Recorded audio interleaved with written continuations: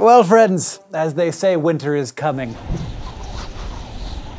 Staying cozy can be really tough if you live in a drafty house or a poorly insulated apartment, but don't worry, there are lots of ways to fix your place without a lot of time or money. Step 1.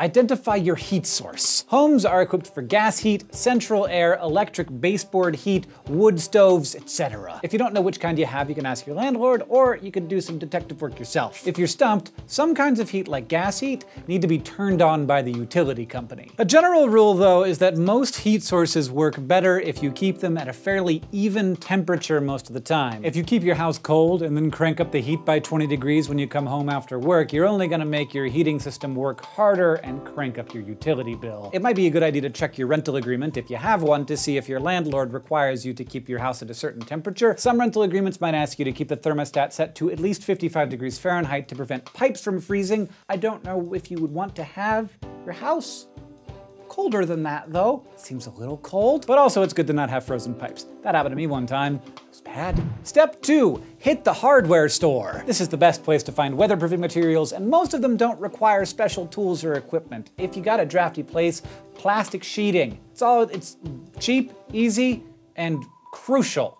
You can also look for rubber seals to press into the doors and windowsills to seal cracks, as well as power outlet covers to prevent drafts. It also doesn't hurt to grab an indoor thermometer so you can keep an eye on the temperature in your house. Almost all of this stuff will be in the same aisle of the hardware store. And it's a little bit more pricey, but you might want to look out for a radiant space heater. Decent quality space heaters run $50 to $100 and can help heat smaller spaces so you don't have to crank up the heat over the whole house. Step 3, be strategic with your heat. Identify which rooms you spend the most time in and which rooms you just need to stay warm enough so that the pipes don't freeze. This is where that radiant space heater can come in handy. Keeping one in the bedroom and shutting the door ensures that the heater can warm up the small space enough for you to be comfortable. Be safe with that heater though. Follow the instructions. Do not burn your house down. Step 4. Your mom was right. It's cheaper if you just put on a sweater, so bundle up. Hit the thrift store for sweaters, scarves, fingerless gloves, and blankets.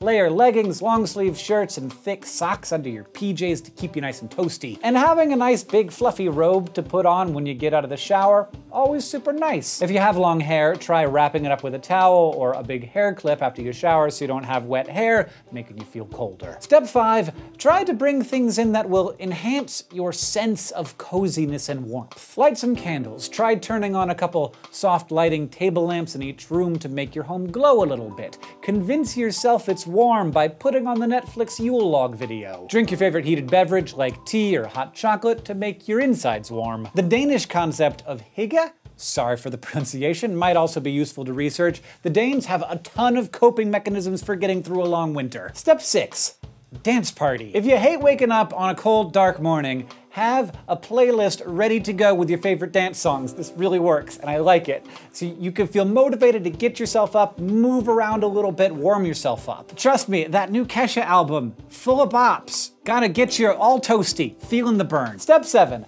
still freezing? Is your bill unaffordable? Find out what energy assistance programs you might qualify for if you're low income. Many states of the US have energy assistance programs that you can apply for throughout the season. Just Google your location and energy assistance program. If you live in a place that gets cold, what are your heat-saving tactics? Let us know in the comments below. We live in Montana, so we need all the help we can get. And if you just want to learn more about adulting with me and Rachel, you can subscribe to us at youtube.com/learnhowtoadult. Do I look ridiculous? Yes. In a good way. Well, friends, as they can't hear, can you? You can put on like just a scarf. Oh yeah. Squeaking? Yeah. Squeaking. Like, yeah, it's that mic like squeaking up against the stuff. There's like a little mouse in there. No little mouse. To prevent pipes from freezing. Layer leggings, long sleeve shirts, and thick pockets under your PJs. Thick pockets?